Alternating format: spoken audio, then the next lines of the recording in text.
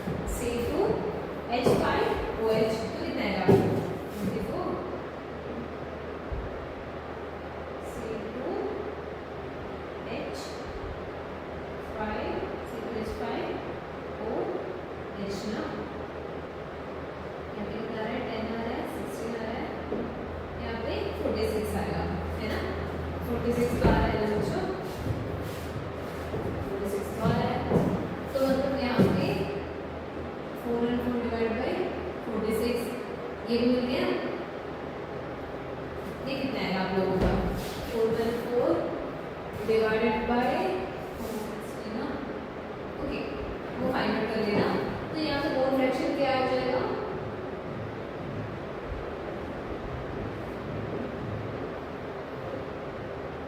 इसका रखना है mole fraction in the mixture water में, तो 1 divided by 1 plus 414 divided by 46, मैं तो पूरा ले गया, यहाँ पे इसका ले लूँ, ओके। तो कितना आएगा, जस्ट चेक करना, मेरा आंसर तो आ रहा है एरर 0.1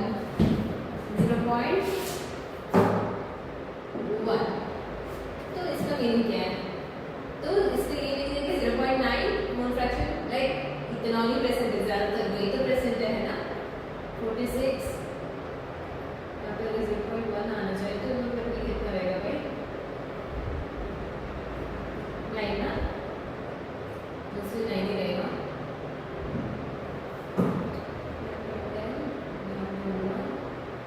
फोर 60 आ रहा है, यहाँ पे कितना आएगा, नंबर ऑफ मोल्स कितना है 9, यहाँ पे भी कितना आएगा 9 आएगा, 0.1 फाइन।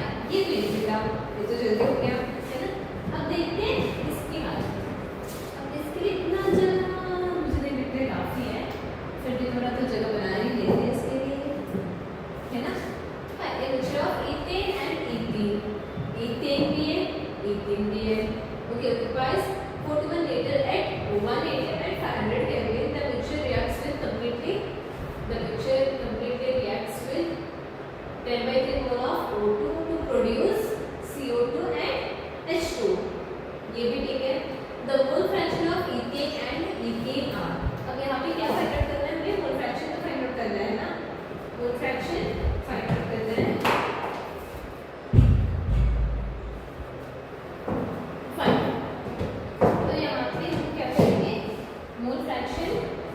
करेंगे, है ना।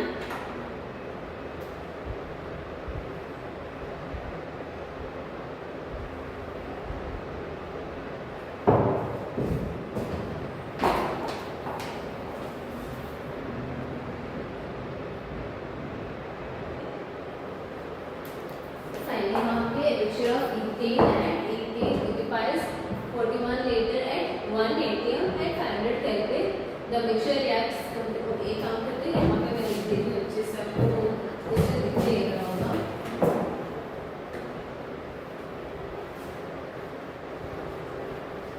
तो का फाइंड आउट करना भाई, कैसे निकालना है, मैं a mixture of ethane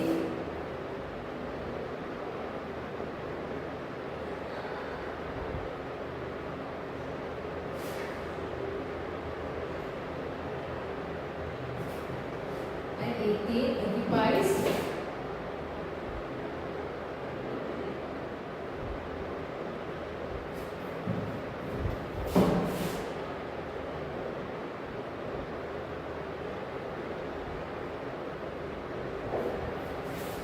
500 Kelvin.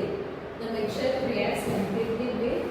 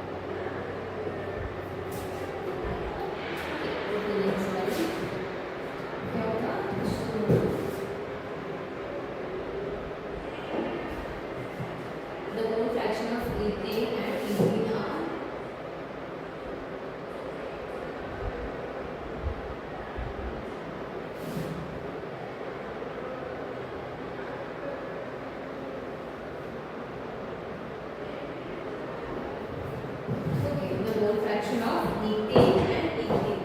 कितना है देख लेते हैं। ओके तो पहले क्या करना है, short ethane control wise volume तो दिया है, क्या क्या देंगे ये पहले लिख देते हैं यहाँ पे। Okay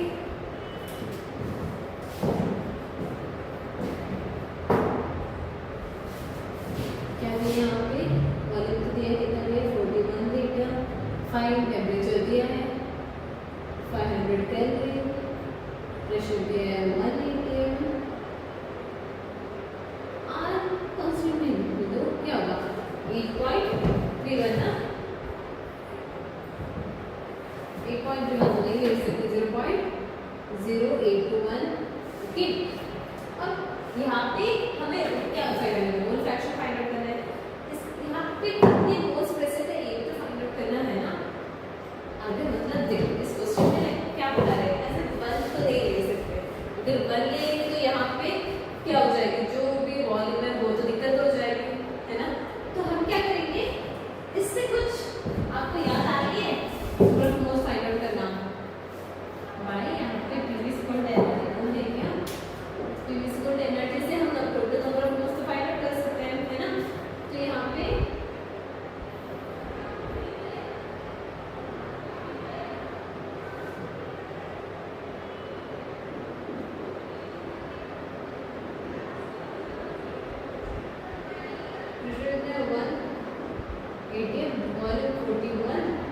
equal to m into 0.0821 into 500 है ना।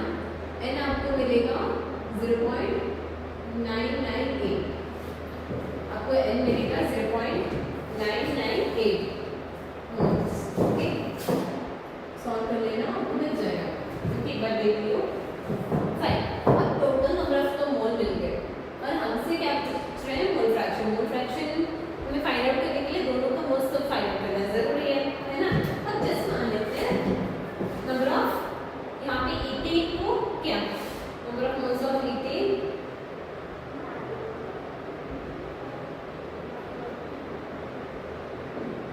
x मान लेते हैं है ना। x प्रेजेंट हो नंबर ऑफ मोल्स ऑफ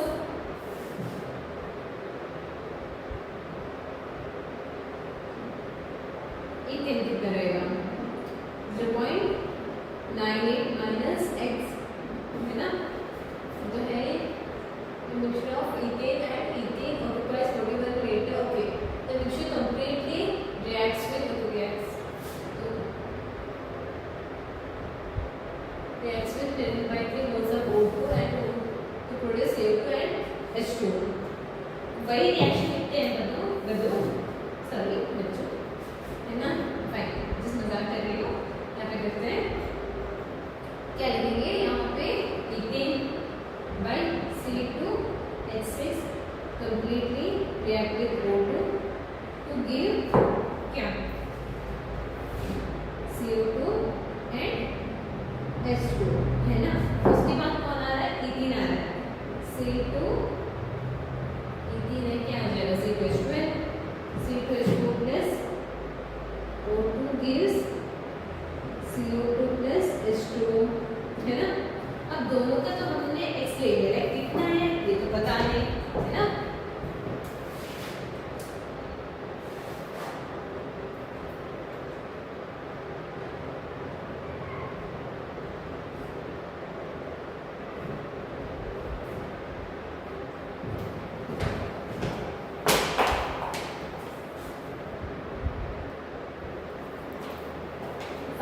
यहाँ पे सी रिएक्ट कर रहे सी रिएक्ट। अब क्वेश्चन में क्या दिया है the mixture completely reacts with 10/3 moles of O2 okay. हमने इथेन कितने लिया था इथेन तो लिया था हमने लाइक x मोल्स है ना। पहले इसको एक बार बैलेंस कर लेते हैं जिस मान लेते हैं यहाँ पे C2 है और वहाँ पे C है लाइक याद है जो हाइड्रोकार्बन्स में लाइक था एक चीज यहाँ पे देख लेते हैं यहाँ पे जल्दी हम एक बार सॉल्व कर लेते हैं। इसका आ जाएगा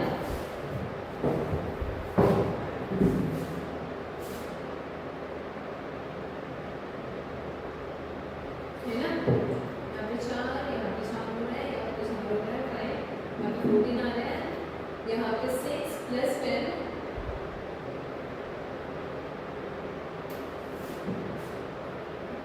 यहाँ पे 8 ओके सॉरी पहले यहाँ पे 8 आ रहा है यहाँ पे 14 तो आ रहा है और यहाँ पे क्या आएगा C2 यहाँ पे 2 और यहाँ पे हाँ वो तो बैलेंस हुआ है यहाँ पे H4 है यहाँ पे H2 है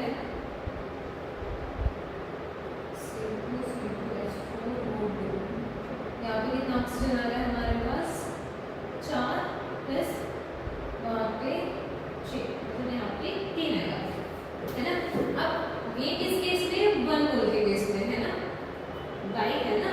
लेकिन यहाँ पे कितना मोल से ये तो पता नहीं, यहाँ पे क्या लेंगे हम x, मतलब यहाँ पे जो हमारा ईथेन था हमने क्या लिया था, x मान लिया था ना, तो यहाँ पे कैसे हो जाएगा बच्चों,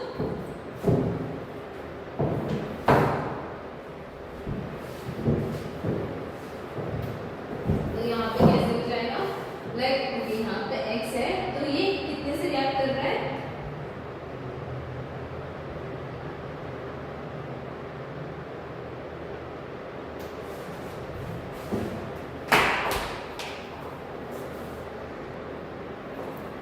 सॉरी, तो यहाँ पे देखो लाइक जस्ट मान लेते हैं यहाँ पे 1 मोल है, 1 मोल होता तो यहाँ पे 7 मोल्स ऑफ, लाइक यहाँ पे इतने से वो रिएक्ट करता है ना 7/2 से। अब यहाँ पे x मोल्स ऑफ है, अब कितना मोल्स है वो तो पता नहीं, तो यहाँ पे क्या होगा, x moles of ethane react with कितने मोल्स है, ऑक्सीजन में कितना है वो तो यहाँ पे पता नहीं, लेकिन दोनों का तो पता ही है ना, reacts with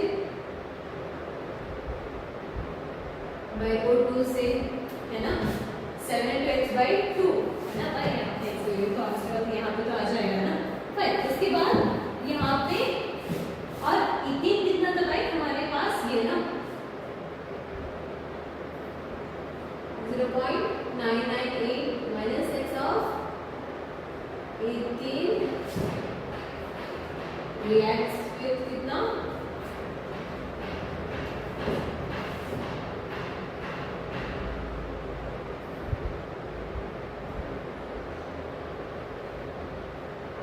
into 998 minus 6 of O2 से, है ना, इसमें कुछ कंफ्यूजन है नहीं ना भाई, अगर जस्ट यहाँ पे x मान लेते हैं तो ऑब्वियसली बात है इतना 7/2 x ऑफ O2 से वो रिएक्ट करेगा, अगर इतना यहाँ पे ले रहे तो उतने में क्या करेगा, यहाँ पे टोटल दोनों किससे रिएक्ट कर रहे हैं, 10/3 मोल से, है ना,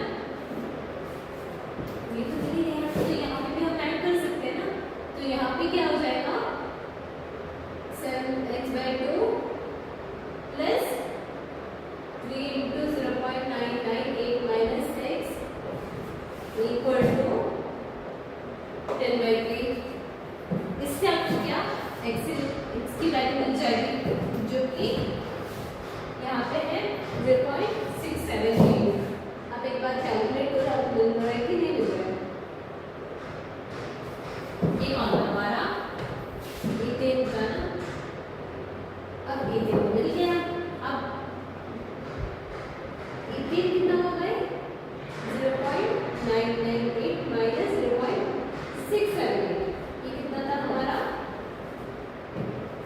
0, 2 and 3, 3.320, इथेन में मिल गया। अब क्या है, सिंपल है, क्या निकालना है, मोल फ्रैक्शन ऑफ इथेन ना, इथेन का क्या आएगा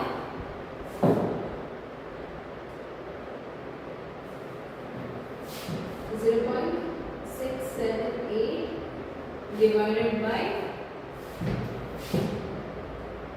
0.678 plus 0.320, है ना। अब 18 का क्या है बच्चों, 0.320 divided by 0.678 plus 0.320, और यहाँ पे मुझे मिल रही है इथेन का मुझे मिल रहा है यहाँ पे 0.670 और यहाँ पे 0. और इसका 670 है, जस्ट यहाँ पे इसका 670 मिल रहा है, तो इसका क्या है 0.33 बाई 670 मिला 0.3, और यहाँ तो लेना चाहिए ना, दोनों को ऐड करो तो 1 मिलेगा, ना कि इन दोनों को ऐड कर दो तो 1 नहीं मिलेगा वहाँ पे, ओके, इन दोनों को मिल जाए तो यहाँ पे एक्सीटेन प्लस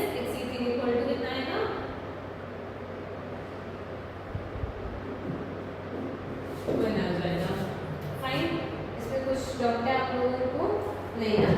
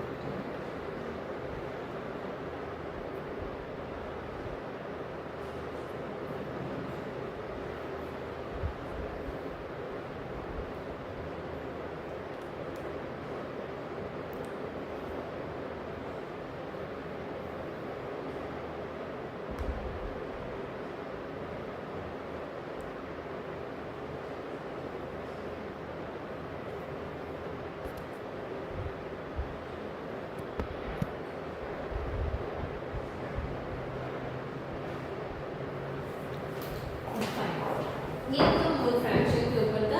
यहाँ पे एक और टाइप के क्वेश्चंस कर देते हैं।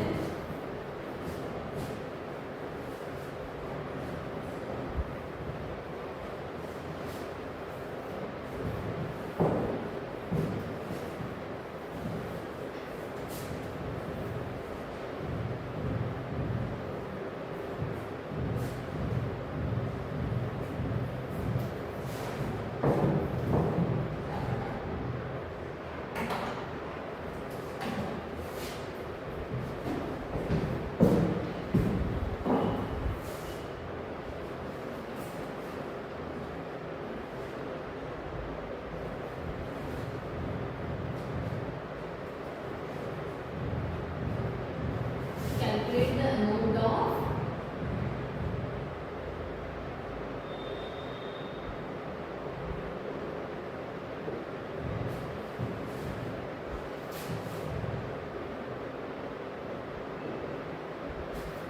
which must be added to 1 kg of water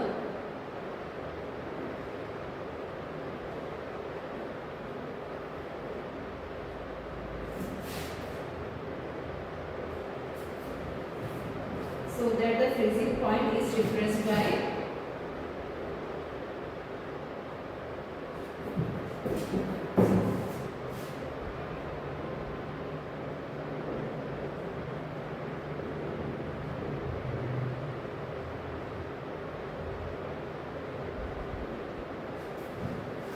is replaced by 2 Kelvin. ये 4 वाटर कितना है भाई?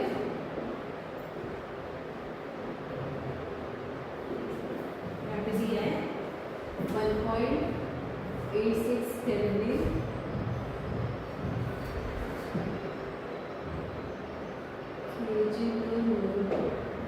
Fine. अब क्या किया इन्होंने? Like calculate the amount of cases which must be added to the 1 kg of water so that the freezing point is replaced by 2 Kelvin. Freezing point याद है? याद है क्या? इसको नेक्स्ट करो रिवाइज कर like boiling conditioning boiling point क्या था? लाइक आपके पास एक सॉल्वेंट है, ओके, जिसमें एक सॉल्यूशन है, उसमें आप क्या कर रहे हो? एक नॉन वोलेटाइल सॉल्यूट को ऐड कर रहे हो, है ना? नॉन वोलेटाइल सॉल्यूट को क्या कर रहे हो? ऐड कर रहे हो। उसकी वजह से क्या हो रहा है? उसका बॉइलिंग पॉइंट ज्यादा हो रहा है ना? लाइक आपने पानी में जो पानी उबलता कितना है 100 डिग्री सेल्सियस में, उसमें आपने नमक डाला, जस्ट नमक डाला। अगर आपके पास थर्मोमीटर है वगैरह तो आप चेक कर सकते हो। अगर आपने नमक डाला हो तो वो 100 डिग्री में उसके ऊपर में वो बॉयल होगा, मतलब उसे हीट ज्यादा देना पड़ेगा, है ना? वही सेम केस इन मतलब फ्रीजिंग पॉइंट में आपको पता ही है। शक्कर का पानी इतना अच्छे से जस्ट एक्सपेरिमेंट करो। आपके पास एक ट्रे ले लो, उसमें आधा नॉर्मल पानी, दूसरी में थोड़ा शक्कर या नमक मिक्स किया पानी, ऐसे ज़्यादा नमक मत डालना क्योंकि वो ज़्यादातर मतलब मेल्ट हो जाएगा, वो छोड़ो, फ्रीज होगा सही है बट फिर भी शुगर ले लो, ओके। अब देखोगे तो बर्फ कितने जल्दी जमेगा, जो नॉर्मल पानी था उसमें 0 डिग्री सेल्सियस में। अब ये देखोगे तो ये 0 डिग्री सेल्सियस में उसमें से कम माइनस में जाएगा, तब जाके ये जमेगा। मतलब आप एक सॉल्वेंट या सॉल्यूशन में नॉन वोलेटाइल सॉल्यूट ऐड कर रहे हो, मतलब एक सॉल्वेंट में एक नॉन वोलेटाइल सॉल्यूट को ऐड कर रहे हो, तो उसका बॉइलिंग पॉइंट क्या होगा, ज्यादा होगा, फ्रीजिंग पॉइंट क्या होगा, कम होगा। अब यहाँ पे इस क्वेश्चन में क्या है, लाइक पूछ रहे कि कितना अमाउंट ऑफ केसीएल डालें ताकि उसका फ्रीजिंग पॉइंट कितना हो जाए, 2 केल्विन से कम हो जाए, तो हमें ज्यादा है सिर्फ 2 केल्विन से। ओके, तो यहाँ पे केएफ क्या रहेगा, इक्वेशन याद है, K F equal two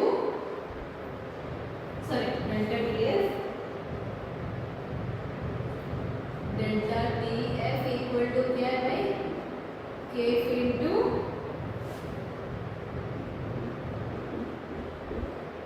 divided by W1 into M2, है ना। अब यहाँ पे M2 क्या है, 74.5 केएफ यहाँ पे सब्स्टिट्यूट करते हैं, और यहाँ पे इन्होंने डेल्टा टीएफ दिया है, मतलब आपको यहाँ पे कितना कि कम हो जाए, लाइक ये नहीं बता रहे कि वो 2 केल्विन में फ्रीज हो रहा है, ये बता रहे हैं कि ओके मतलब 2 केल्विन उसका डिफरेंस है, मतलब अगर आपका जो वाटर है मतलब 273 केल्विन में अगर फ्रीज हो रहा है, तो ये बता रहे हैं कि ये जम रहा है 271 केल्विन में, लाइक उसमें उस टेम्परेचर में जमने के लिए कितना केसीएल चाहिए, ये पूछ रहे हैं। ओके, तो यहाँ पे सॉल्व करते हैं, तो 2 उन्होंने दिया, केएफ तो हमें मिला है 1.86 इनटू, ओके वो तो मिला, W2 कितना है भाई, W2 हमें फाइंड आउट करना है ना, W2 क्या है, ये सिर्फ का वो तो बता नहीं, 1000 डिवाइड बाय W1 कितना होगा,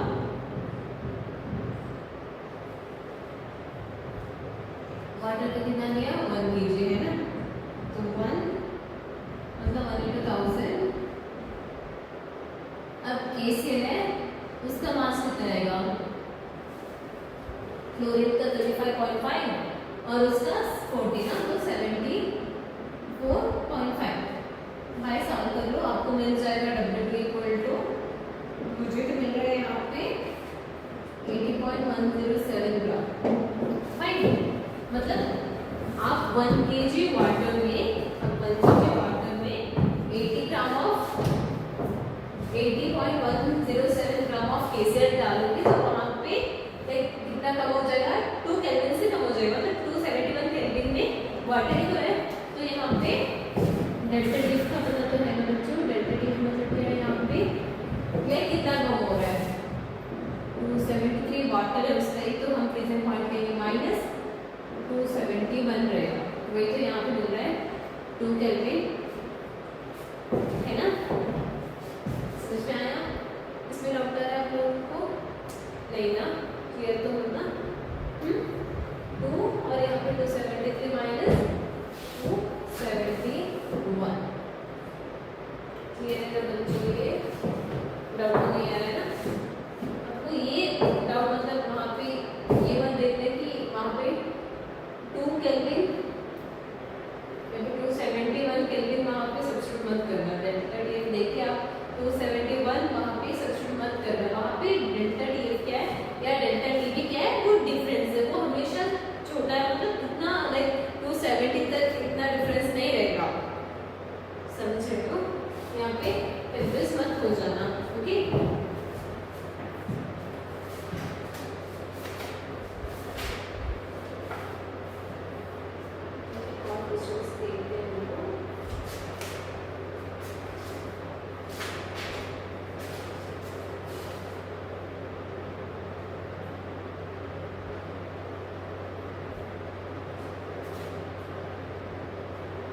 calculate the volume of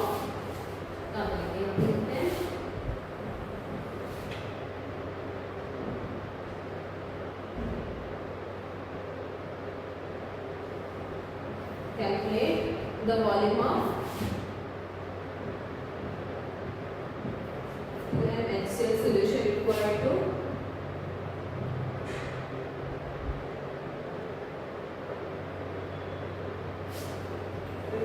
prepare 3 liter of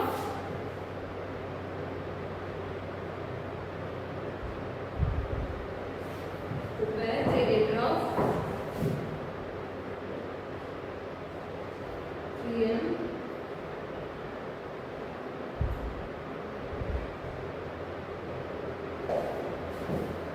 HCl solution. Calculate the volume of 2m of HCl solution required to prepare 3 liter of 3 ml HCl solution ना नहीं यहाँ पे क्या दिक्कत है आपको पता नहीं होगा ये भी क्या कह दिया है m1 equal to 2m v1 तो पता नहीं वॉल्यूम तो वही फाइंड आउट करना है और v2 equal to 3 एंड यहाँ पे m2 equal to कितना दिया है 3 दिया है भाई इक्वेशन याद है m1 v1 equal to m2 v2 है ना m1 v1 equal to m2 v2 तो यहाँ पे क्या हो जाएगा v1 तो फाइंड आउट करना है v1 equal to क्या है यहाँ पे कितना आएगा 4.5 लीटर है ना ये तो सब पता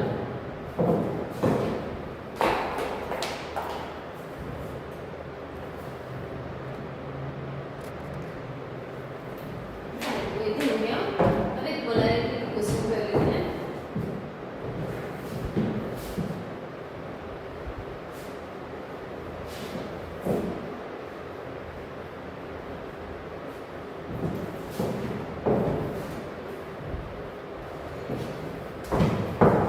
calculate the polarity of K is the यहाँ पे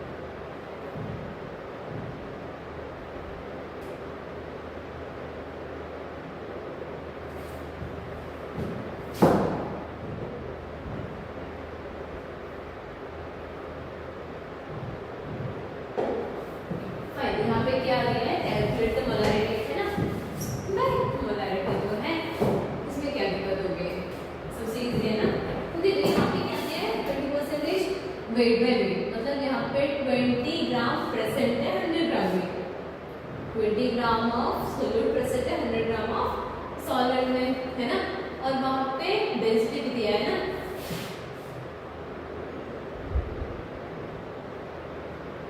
ग्राम पर मोल और यहाँ पे क्या है लाइक डेंसिटी है वेट ऑफ द सॉल्यूशन कितना रहेगा यहाँ पे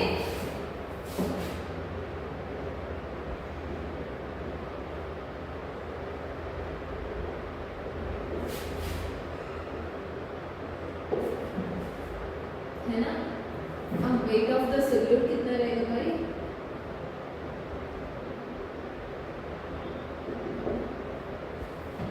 20 ग्राम मतलब यहाँ पे सॉल्वेंट कितना है 80 ग्राम है समझ रहे हो यहाँ पे इसमें दो ना 20 ग्राम सॉलिड और 80 ग्राम सॉल्वेंट हम मिक्स करके 100 ग्राम ऑफ यहाँ पे सॉल्यूशन बना रहे हैं है ना अब यहाँ पे डेंसिटी दिया है अब वॉल्यूम तो इससे भाई मोलैरिटी क्या है ये चाहिए था है ना मोलैरिटी इक्वल टू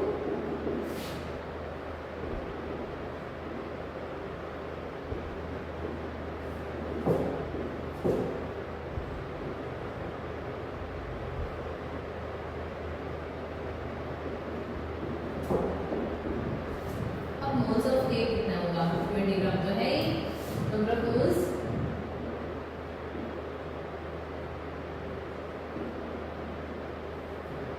कितना है भाई 20 डिवाइडेड बाय यहाँ पे आयोडीन का कितना है 126 है ना 1 एटॉमिक वेट तो 126 है प्लस 40 तो कितना आएगा 166 है ना अब इसका वैल्यू कितना आएगा बच्चों 20 divided by 166 ओके वहाँ पे देख लेते हैं फाइन उसके बाद वॉल्यूम ऑफ द सॉल्यूशन क्या आएगा